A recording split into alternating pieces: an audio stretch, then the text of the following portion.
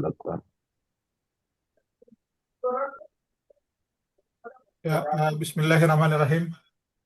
Assalamualaikum warahmatullahi wabarakatuh. Waalaikumsalam warahmatullahi wabarakatuh. Alhamdulillahi haqqi hamdihi wassalatu wassalamu ala khairi halqihi Muhammadin rasulihi wa ala alihi wa sahbihi min ba'dihi amma ba'd. Suatu kesyukuran dan kebahagiaan tersendiri pagi hari ini kita masih sempat menjalankan aktivitas keseharian kita, dan pagi hari ini kita kuliah sejarah Islam Indonesia dengan topik pembahasan makalah kompromi politik kaum nasionalis religius dan nasionalis sekuler dalam perumusan dasar negara Indonesia Merdeka, yang akan dibawakan oleh Saudara Sahdino Sahdana. Untuk mengefisienkan waktu kepada Saudara Sahdino Sahdana, dipersilahkan. Ya, terima kasih buat moderator telah berikan kesempatan. Izin, Bu Dokter, saya akan memaparkan poin-poin dari apa makalah saya dengan bersama nasionalis religius dan nasionalis sekuler dalam perumusan dasar negara Indonesia Merdeka. Di latar belakang ini, perumusan dasar negara merupakan momen paling krusial yang melibatkan tokoh-tokoh penting dalam sejarah kemerdekaan Indonesia. Dalam prosesnya,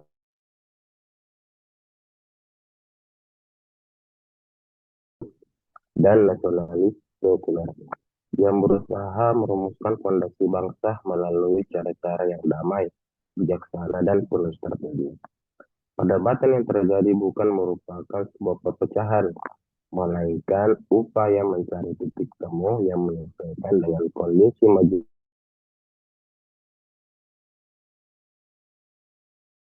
secara alami oleh semua pihak. Peran para pendiri bangsa ini tidak hanya sebatas sebagai politisi, tapi juga sebagai tokoh sosial dan pemimpin. Kami tidak memikirkan masa depan pemerintahan yang adil. Melalui berbagai pendekatan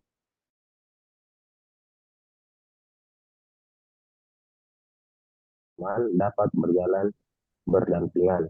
Strategi kompromi yang mereka tempuh berhasil membentuk peradaban politik yang harmonis, di mana identitas nasional dan nilai religius bersatu dan satu wadah negara merdeka. Di pembahasan akar pemikiran nasionalisme kebangsaan dan nasionalisme Islam. Sebelum masuk ke forum formal, persaingan pemikiran antara dua kelompok ini sudah mengakar kuat sejak era pergerakan nasional.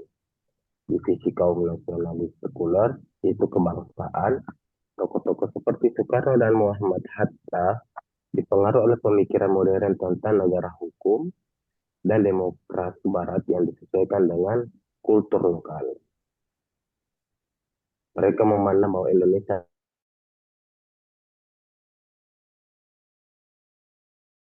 agama adalah urusan privat antara manusia dan Tuhan dengan Tuhannya, sedangkan negara adalah urusan publik.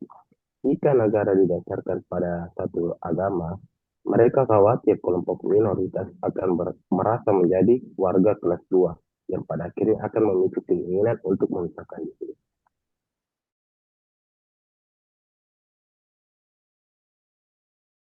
Seperti Kiai Agus Hadikusumo dari Ormas Muhammadiyah dan Kiai Wahid Hashim dari Ormas Nahdlatul Ulama melihat bahwa Islam adalah ruh dari perjuangan melawan penjajah. Mereka berpendapat bahwa kemerdekaan Indonesia adalah berkat rahmat Allah SWT.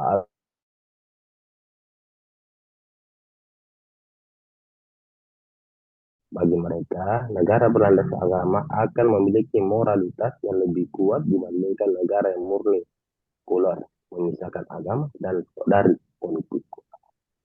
Dialektika perumusan dari pidato 1 Juni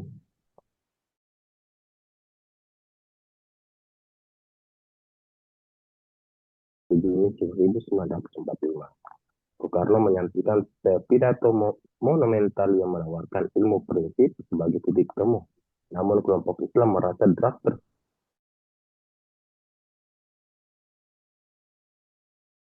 umat Islam secara spesifik. Adapun peran panitia 9 menyadari bahwa kebuntuan deadlock dibentuklah tim kecil beranggota 9 orang yang mewakili kedua kutub ideologi. Disinilah terjadi perundingan di balik layar. The Gentleman's Agreement pada 22 Juni 1945 lahir draft Mukadimah yang dikenal sebagai Piagam Jakarta. Kelompok Nasional Sekuler membuat pengorbanan besar dengan menyetujui klausa ketuhanan dengan kewajiban menjalankan syariat Islam bagi pemeluk-pemeluknya. Ini adalah strategi untuk memastikan kelompok Islam memberikan dukungan penuh pada proklamasi kemerdekaan yang sudah diambang pintu-pintu. Di poin yaitu strategi kompromi politik dalam sidang PPKI 18 Agustus 1945. Inilah adalah bagian paling krusial dalam sejarah Indonesia. Kenapa? Di mana strategi politik mengalah demi kemenangan bersama dipraktikkan secara nyata. Yang pertama ada strategi komunikasi Muhammad Hatta. Sesaat setelah proklamasi, Bung Hatta mendapatkan pesan bahwa wilayah Indonesia Timur yang mayoritas non-muslim itu akan berdiri sendiri jika Piagam Jakarta tidak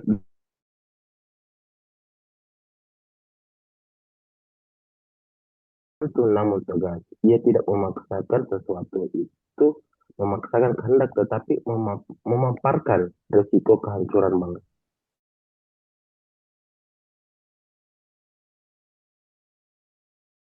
Kepemimpinan yang akomodatif, the power of giving. Strategi yang digunakan oleh para tokoh Islam saat itu adalah strategi asimilasi dan integrasi.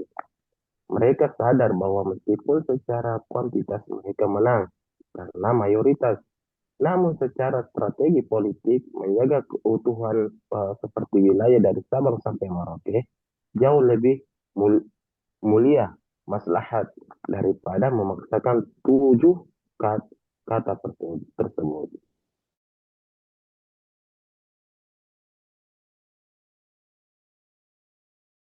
Penghapusan 7 kata tersebut bukan berarti menghapus nilai Islam. Para ulama berpendapat bahwa Yang Maha Esa adalah inti dari ajaran tauhid. Dengan strategi ini, kaum nasionalis religius berhasil menanamkan nilai Islam dalam bahasa yang bisa diterima oleh semua agama. Ini adalah bukti bahwa mereka adalah negarawan sejati yang lebih mengutamakan substansi daripada sekedar teks.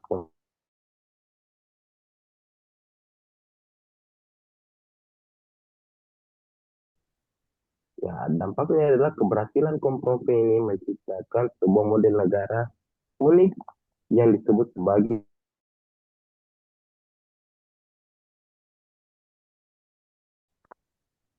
di poinnya ada Indonesia bukan negara agama karena tidak didasarkan pada satu hukum agama secara kaku.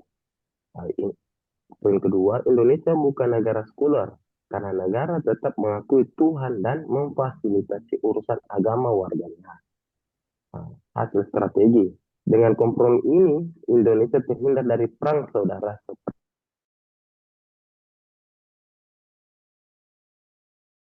dan mampu berdiri sebagai bangsa yang stabil hingga saat ini. Kesimpulan, perbedaan pandangan yang mendasar, kelompok nasionalis sekuler menginginkan Indonesia berdiri sebagai negara kebangsaan yang netral terhadap agama demi merangkul keberagaman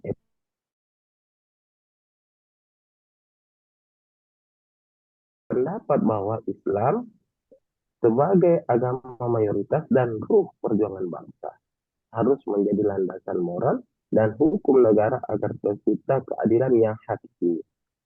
Yang kedua, proses kompromi yang dinamis melewati fase-fase krusial Mulai dari pidato lahirnya Pancasila pada 1 Juli, penyusunan Piagam Jakarta oleh Panitia 9 pada 22 Juni, hingga puncaknya pada sidang PPKI 18 Agustus 1945. Proses ini menunjukkan adanya strategi diplomasi yang luar biasa, di mana kedua pihak bersedia menurunkan ego masing-masing.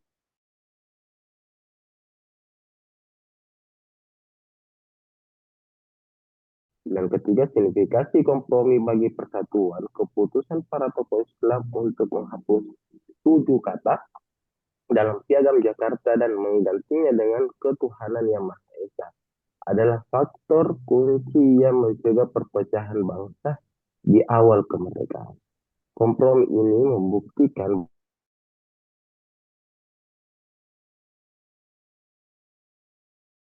tidak sekuler, namun juga tidak bersifat teokratis, sehingga seluruh rakyat dari Sabang sampai Merauke merasa memiliki hak yang sama.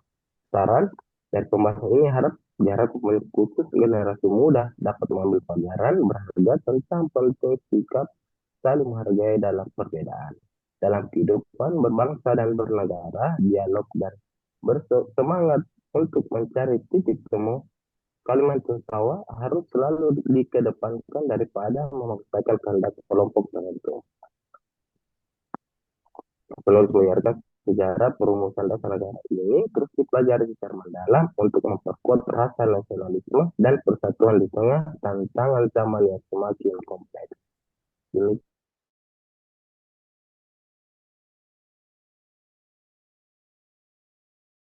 moderator.